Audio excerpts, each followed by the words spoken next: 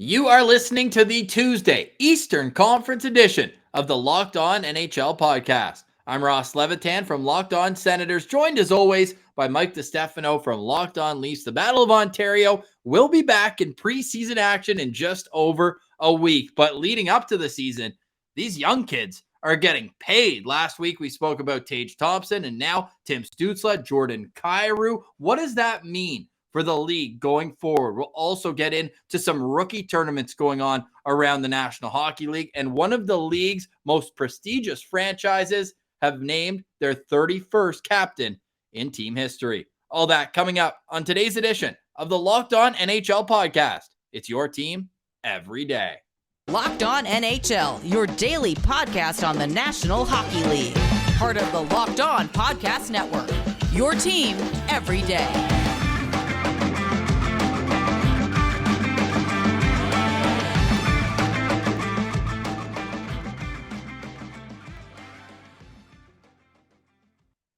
Thank you for making the Locked On NHL podcast your first listen on this Tuesday, September 13th. We are free and available on all platforms, including on YouTube, where the best way you can help the show grow is to like every video. Simple. Just click the thumbs up and make sure you're subscribed to the Locked On NHL channel so that you know when new content goes live. We are inching ever so close to the 1,000 subscriber threshold, and we'd really appreciate it if you took 2 minutes to help us get there. Mikey, it really feels like hockey season is in the air. Rookie tournaments have been announced around the league, and we're going to see real hockey, rookie hockey, whatever you want to call it. There's going to be NHL jerseys flying around the ice this upcoming weekend.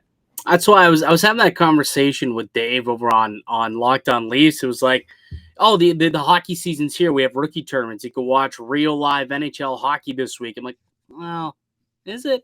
Can we consider this live NHL hockey? Like, I guess it's the NHL organizations, but either way, live hockey is back. And I mean, you and I, we're big prospect guys, big draft guys. So being able to watch these prospects is something that we like to enjoy and kind of see what the future holds for our teams. You with the Sens, me with the Leafs, and whoever else is watching this obviously gets to watch their young prospects and see what they're all about and get a little glimpse into the future. But yeah, I'm stoked, man. Like everything kind of starts this week. I know the Leafs, they start theirs on Thursday. They're in Traverse City for a tournament. They've got the Stars, Columbus, Detroit, and St. Louis. So all 5 of those teams will be taking part in that prospect tournament. What a mishmash of teams. It's so random, isn't it? Like, why is Toronto with all of these teams, like, in the West, I suppose? Just, like, random, like, Central team, St. Louis. You go all the way down south to Dallas and Detroit. Like, it's hosted in Detroit, but you'd think it'd be in Dallas. I mean, get a little extra weather there. Wow. Well, that'd be all right, I'm sure, if anyone wants to go down to Dallas. But yeah, I don't know. It's in Traverse City. I don't even know exactly where that is. I just pretty sure it's somewhere in Michigan. But yeah.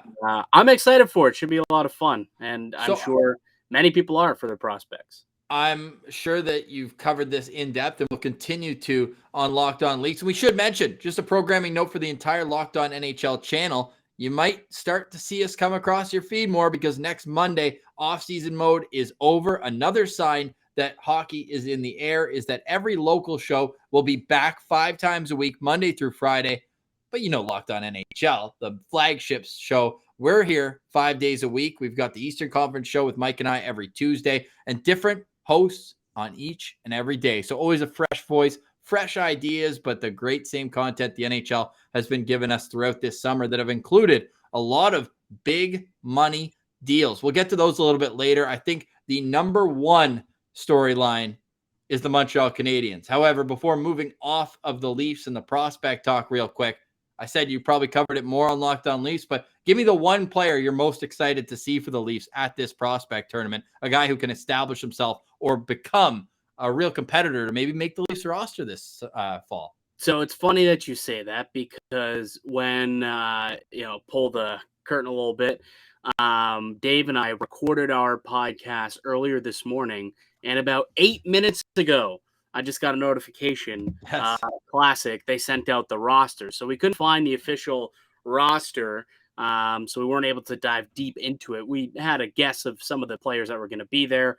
Their, second round pick, their first pick in this year's draft, Fraser Minton. He, of course, is going to be there. Looks like Nick Robertson is going to be at the tournament. William Villeneuve coming off of a Memorial Cup win. Nick Abruzzese, SDA, Lazowski.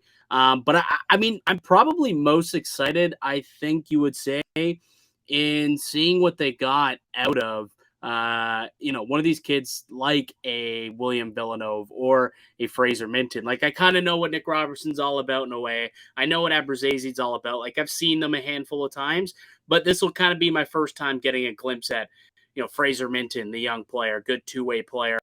Their second round pick to 38th overall in the draft.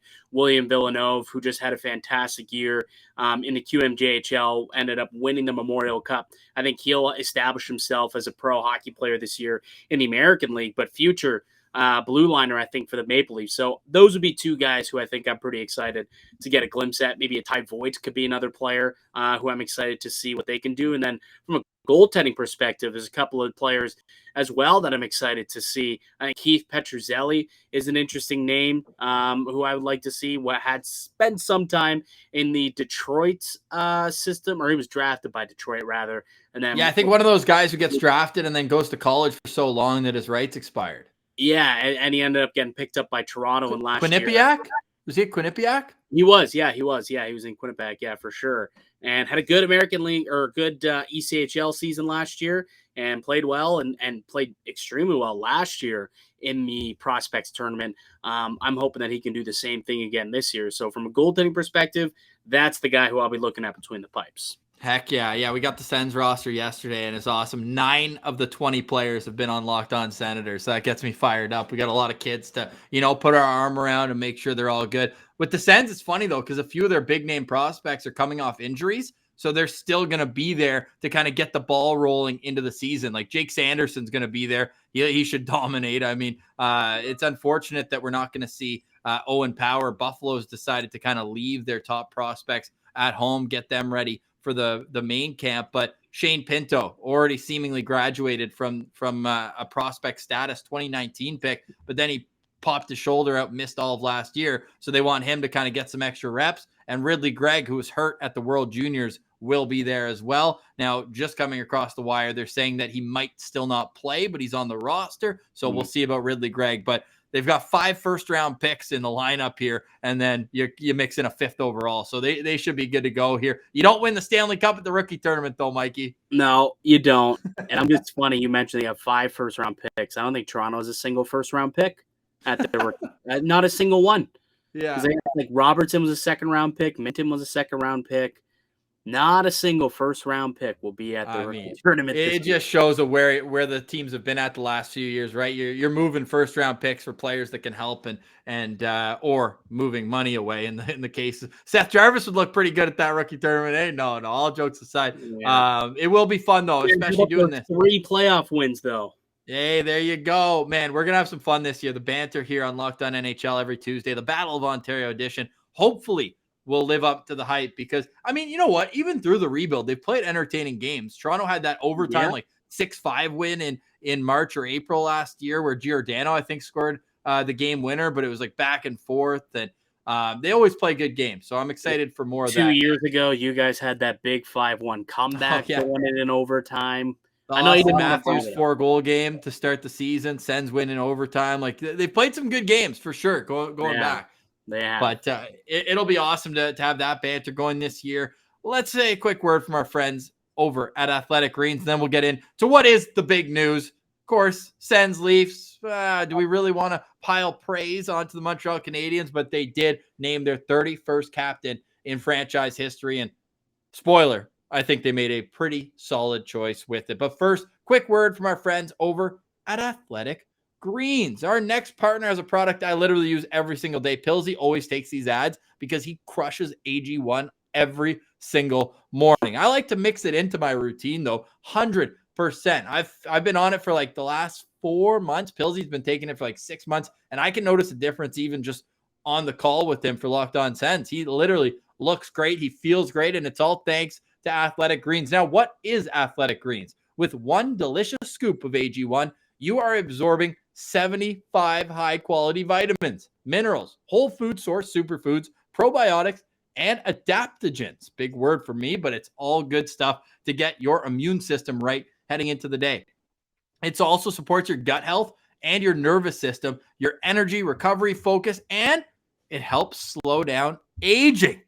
So I personally consume it for all those reasons. Why wouldn't you? They all sound outstanding, and they also taste good. Sometimes you see these like green smoothies. You're like, what the heck is this? Not with AG1. It tastes delicious, and I absolutely love it. Athletic Greens has over 7,000 5-star reviews, so I'm not the only one that's hitting all the notes with AG1. Everyone who tries it absolutely loves it. They're trusted by and recommended by professional athletes. Michael Jervis, ever heard of it? He's one of the leading health experts in the world. He loves AG1. Athletic Greens is also climate neutral certified company, so they purchase carbon credits that support projects protecting old growth rainforests. So they care about you and they care about the environment. It costs you less than $3 a day. You're investing in your health, and it's cheaper than your cold brew habit. Something that I need to curb myself. It's also cheaper than getting all your different supplements. Just get it all in one. So to make it easy, Athletic Greens is going to give you a free 1-year supply of immune-supporting vitamin D and free five free travel packs with your first purchase. All you have to do is visit athleticgreens.com/NHL Network. Again, that's athleticgreens.com/NHL Network to take ownership over your health and pick up the ultimate daily nutritional insurance. All right, Mikey, we're back. It's the Locked On NHL podcast. We appreciate you making Locked On NHL your first listen on this Tuesday, September 13th. And for your second listen, why don't you check out any of the Locked On shows? They're all hosted by local experts covering the biggest stories, all in a beautifully wrapped 30-minute package each and every day, starting next Monday, the 19th. All right, Nick Suzuki named captain of the Montreal Canadiens. Your immediate reaction, Mikey, when you saw that come across the wire? My immediate reaction was a little surprised. I thought that it was a little early, and I also assumed it was going to be Brendan Gallagher. So those were my two initial reactions, was really Suzuki over Gallagher. Then as I kind of started to think about it a little bit, it's like, okay, Suzuki's going to be more of the main fabric of this team long-term. He's going into an 8-year deal this season. So he's here for 8 years, and he's going to be the guy on that team. I mean, he's going to be a stud. I think Nick Suzuki is going to be a star in this league. And I think it does make sense from a longevity perspective. But it also, I mean, in the next couple of years, I think Gallagher would have made the most sense. But ultimately, I guess they made the right decision with Nick Suzuki. I don't know. How did you feel about this one? I thought it was the right move. Obviously, I've got my qualms with Brendan Gallagher after his little tirade last spring on Tim Stützle, saying that if someone played on my team, I'd tell him to smarten up. I thought that was pretty questionable leadership there, especially after this is a player that ended up missing the next 3 games with injury, and he called him a faker. I thought that was a pretty tough look for him. But when it comes to Nick Suzuki, which ironically was the guy who needs Stützle, and to me, it was a guy trying to get out of the way. I didn't think it was dirty or malicious. I just thought the way it was handled in the media was kind of a gong show afterwards. Suzuki just seems like the kind of guy who you want leading your team. Now, the only problem that I could see come from it, it's not a problem I have, but that I could see come from it, is they're starting a rebuild right now. And I know that teams with a ton of money, yeah, you can kind of, I mean, we thought Huberdeau was going to sign there, right? Every French-Canadian star, they're coming home. However, Bergeron, they're all supposed to sign there this offseason. Yeah. Right. So that's one way you can hurry up the rebuild in that case. But if it's a proper rebuild, like a 2, 3, 4 year, like we've seen in Los Angeles and Ottawa, the other version is basically the Rangers route, where you have a player who will only play for you and Adam Fox, and then you get Artemi Panarin in free agency. That's one way that you can definitely expedite the process. The irony there is that Jeff Gordon was the GM in New York who expedited that rebuild, and we know he's the director of hockey operations now in Montreal. But long-winded answer short, the thing is, if it's a painful rebuild, you're asking a 22-year-old to be the guy who's stepping up to the mic after loss after loss after loss. And say what you want that the fans have bought into being a rebuild. There's still pressure every time you step on the ice at the Bell Center to win. And the tough questions are going to be asked. He seems like the kind of kid who can handle it, and he's got that charismatic smile. He's in all their promotional videos. He's in advertising. Seems like a pretty outgoing guy. But man, there's going to be some tough days to get through for him. Like we saw it with Toronto when they were in their rebuild. We've seen it with Ottawa. They wait. For you. Yeah, I got a question for you. If you were the coach, because it's typically the coaching staff that makes that decision, right? So if you're a coach of a team in the National Hockey League, what traits do you look for in a center in a captain? Yeah, well, he's got to have the respect of the room, and that's why it's always fun when we analyze it from the outside. We have no idea what his relationship is with his teammates. He had a letter last year, right? Like he had an A on the sweater last year. Yeah, so I'm assuming he's pretty well liked. But yeah, number one has to be well liked. Number two has to have a good relationship with the coaching staff, because that's the guy who's going to go and be like, hey, I think the guys are tired today. Like, can we shorten practice? Can we, maybe get a day off here or there, that sort of thing. And the coach has to respect it. Obviously, if he's naming him captain, he will. But he has to be kind of the liaison between them. I don't really subscribe that they have to be the best player on the team.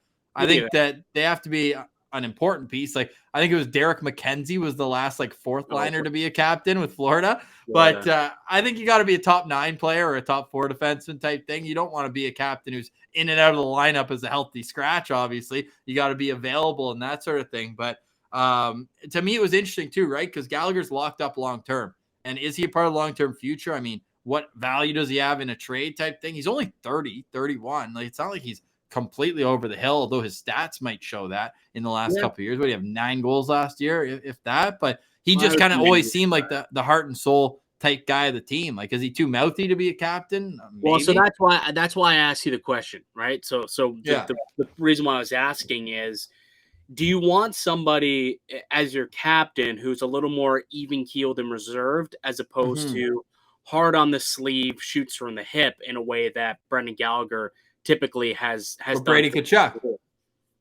Yeah, he's another example of someone who shoots from the hip a little bit, right? Because that was the option here. It was basically him or Shabbat, and Shabbat obviously is the minute muncher, but very gentlemanly, very calm. Whereas Brady's obviously more rambunctious. So no, I understand that, and I think they made the right choice. I think you brought up a good point where it's possible that in the next couple of years, I mean, Gallagher could end up on a different team, right? If he's like, I want to win a cup before it's all said and done, and a team wants to acquire, him to be whatever, a middle 6 winger who's got some, some tenacity in him and can put the puck in the back of the net a little bit.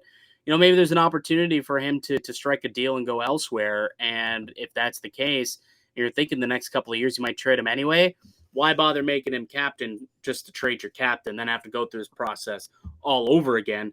Now you could say, well, you still could have waited maybe one more year for Nick Suzuki.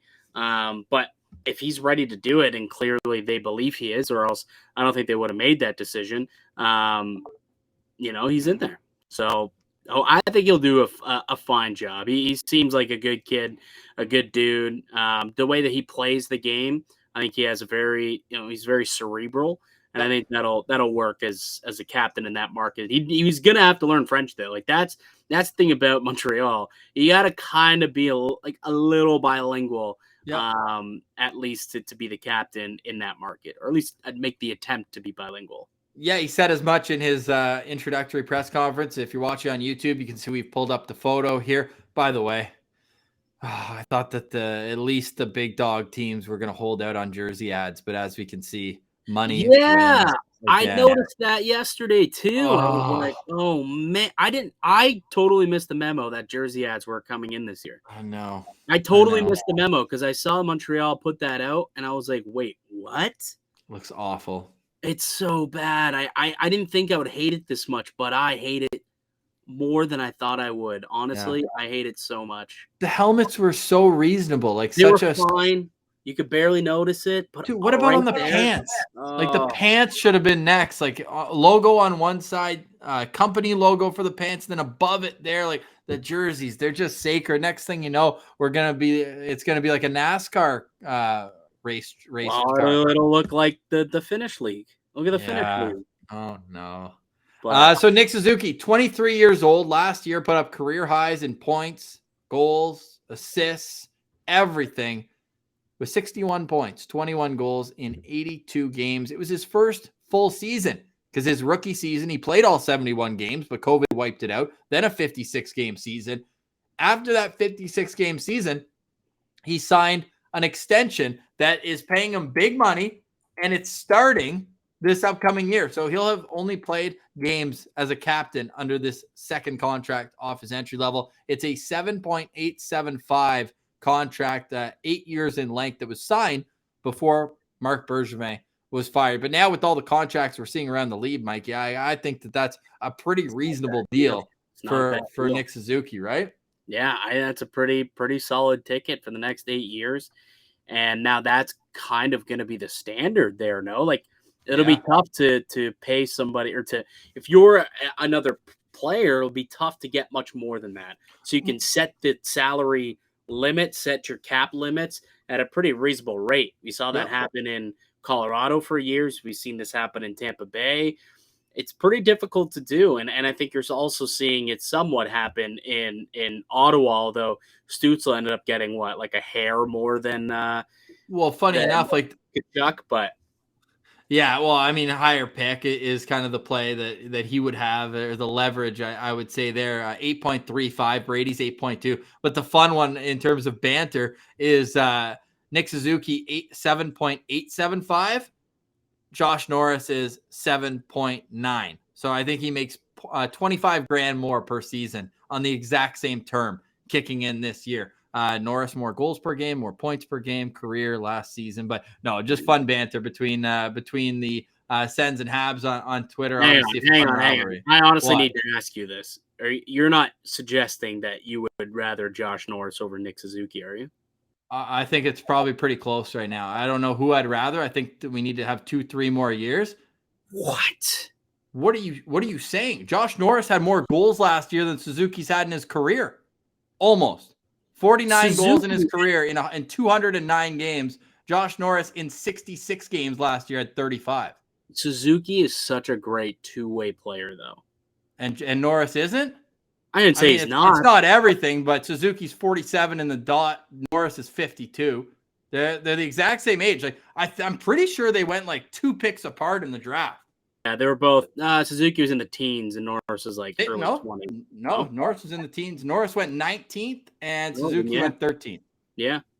So Norris has 90 points in 125 games, and Suzuki has 143 points in 209 games. So almost 100 more games and 30 more points. Hey, he scored a lot of goals last year. Josh Norris had a really good season, but I don't know. Maybe I'll come back and I'll eat my words. Time will tell. Right now, I still think Suzuki's the better all-around player. I'd rather have him as my number one centerman than Josh Norris. Fair enough. And that's where you're hoping that the guy who got more money in Tim Stützle becomes your number one center, and then got a pretty good number two. I'd rather have my number one center over both those guys? Oh, Austin Matthews. Yes. Last thing I'll say about that, though. So Suzuki had 61 points last year, right? We talked about the goal scoring, but Suzuki had 61 points in 82 games. Josh Norris had 55 and missed 17 games. So anyways, like I said, it's good banter, and we'll have that over the next number of years. I got Habs fans all riled up on Twitter at Sens Central because like I said, $25,000 more. Like, it's a negligible difference in terms of how much money they're both making. So I simply tweeted out the date Norris signed. I said, Josh Norris is being paid more money than Nick Suzuki because he's a better hockey player. Period. Send tweet, mute notifications, and away we go. We'll come back to that conversation though, but I think it's fair to say that Austin Matthews is the best of the bunch. I think that's probably fair to say. We talk about big money for young players. There's another big signing coming across the wire. It's from the Western Conference, but he's an Ontario kid. So we'll talk about Jordan Kyrie's new contract and just the overall process of these kids making so much money out of their entry-level deal. And what does it mean for Jason Robertson, the brother of a player you mentioned, in Nick Robertson in Toronto? And their owner's on record as saying, I don't like these kids coming in and making all the money. Well, guess what?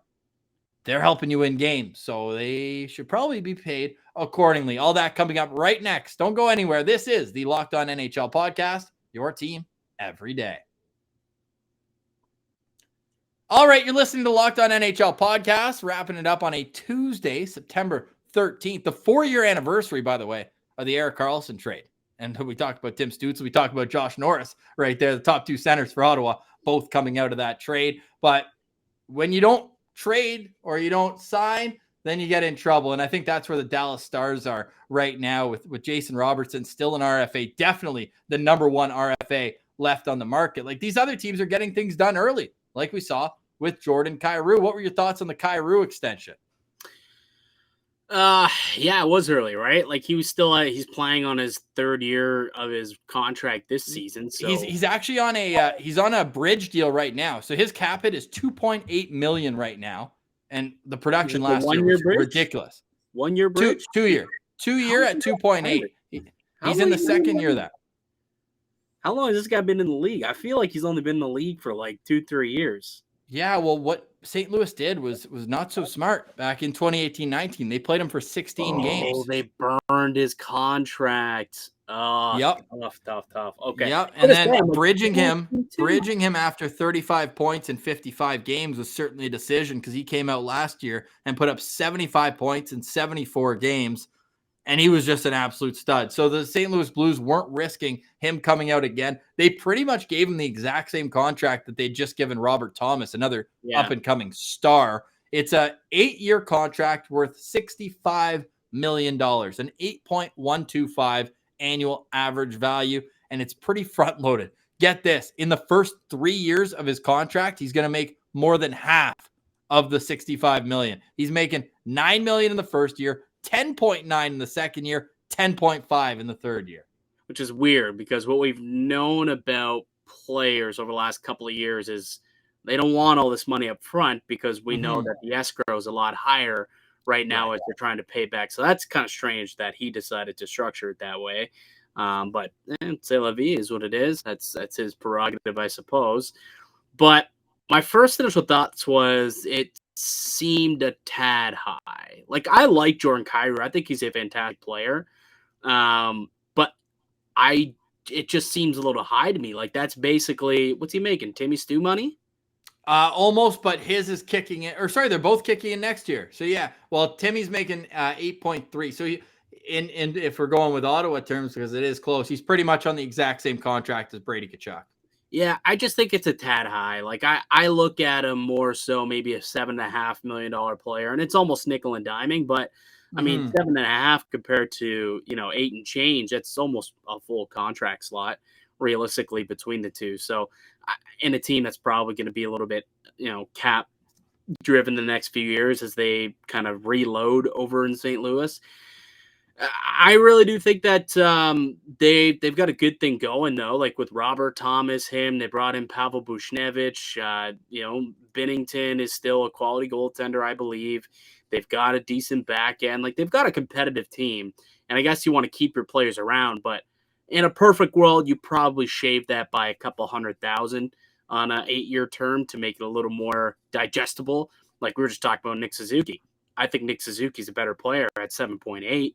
to be honest with you. So I thought it was a tad high, but in this economy, I mean, that seems to be the going rate for, a potential top line superstar on a long-term deal that you want to have locked up. You got to pay up. And St. Louis, they decided to pay up and get both he and Robert Thomas locked up long-term. On the exact same money on both deals, dude. They're both on 2-year bridges at 2.8, and then they're both on 8.125 for the next date. I don't know if they have the same agent or if it's just coincidence, but that is hilarious that those two are on the same. And you talked about making it more digestible. Well, and of course, Ryan O'Reilly's still a great player. You probably hope to re-sign him after, but Ryan O'Reilly's contract at 7.5 is up at the end of this year. He's probably not making more on his next deal at 31 years old. And the other one is a guy they've been trying to move forever, Vladimir Tarasenko, and he had a bounce back year last year, but his 7.5 are coming off the books. So a bit of a changing of the guard. Two guys in their 30s are coming off the books. We don't know. Maybe they'll keep them. Maybe they'll do something. But now it's like the next wave is ready to go here with Robert Thomas, Jordan Kyrou, and as you mentioned, you can throw Buchnevich in the mix there as well. And they're kind of a sneaky team here on the rebuild. They've got Scott Perunovich as a defenseman. I think is going to make a huge impact for them this year. And I like the way they're set up going forward. They've got a lot of money committed on the back end, though. 3 players signed at 6.5 on the back end with Falk, Krug, and Parayko. So they're not going to have a whole lot of wiggle room. the day they made that Falk trade and sign was a bad move the day they made it, and it's still a bad move. It was their way to kind of, it was what, like their Petrangelo, not replace, but their like, hey, stop talking about Pietrangelo. We got this guy. Ottawa did that when they lost.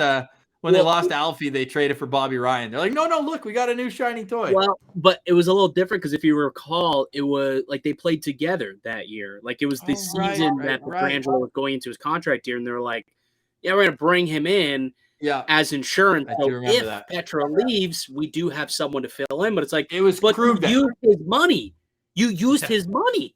It made no sense. It made 0 sense. So wait, it was Krug then that they brought in right after Pietrangelo left. I knew they brought in another big defenseman. Oh, maybe not big, but big money defenseman in Torrey Krug. No, that makes sense. But man, I think St. Louis is. What's that? He's big right here. Hey, he's got that dog, man. He threw one of the biggest hits in Stanley Cup final history. Remember that? Who was it even on? It was against St. Louis. Against St. Louis, yeah. I can't recall who it was against, but would have been against St. Robert Louis. Thomas. There you go. All I typed in, and he had no bucket on. That's what made it so big. Like he got his helmet knocked off. He was pissed, and then he just found him, and boom, unreal hit. Definitely go check that on YouTube. We tried playing a clip on this once, and it got copyrighted. Remember with Jason Spezza, the goal against Winnipeg, where he's dangling her? That was after Spezza retired. We got the old cease and desist on that one. We'll get back to drafts, I think, next week. We'll make sure that's a thing we do throughout the season. It seems like we're getting some good feedback on that. So any final notes before we go, man? This has been, like, considering hockey season, I feel like next week it's really ramping up. Like, I don't know about the Leafs, probably similar. Sens training camp starts on the 21st. That's next Wednesday. So we're going to be the day before training camp. We'll have all the storylines from these rookie tournaments. It's a great time to be a hockey fan. And if this season is anything like last from an entertainment standpoint, we're in for a treat. Yeah, we're in the same boat with the Leafs, obviously, and I'm sure many other teams, whoever your favorite team is. It all starts next week, right? You go through the entire offseason, lots of speculation, but you start to answer some of those questions that we've had over the course of the last couple of months. They kind of start to get answered over the next few weeks, which would be very nice for hockey fans all across the world, I guess, because Locked On NHL is not just Canadian, not just American. We're worldwide, buddy. We're the pit bull. We're pit bull of NHL hockey podcasts, Mr. Worldwide. Heck yeah. Go find your local expert on the biggest stories wherever you get your podcasts. Make it 5 listens a day, or if you want to make it sure. Sure, I was going to say a week, but that's the beauty of the network. And stay tuned on Locked On NHL tomorrow and beyond as we have the Western Conference edition. We've got power rankings. We got Monday check-in on all the favorite teams. We've got with Gil Martin and the great crew we work with here on Locked On NHL. And go give us a follow too at Locked On Leafs, at Mikey_Canuck. I'm at Ross Levitan, and you can find the show at Sens Central. Great interview with Pierre Dorion last week. Even if you're not a Sens fan, some great insight on Mark Stone, trading him, and a whole lot more. But for today, we say goodbye. For Mike DiStefano, I'm Ross Levitan. This has been the Locked On NHL podcast. It's your team every day.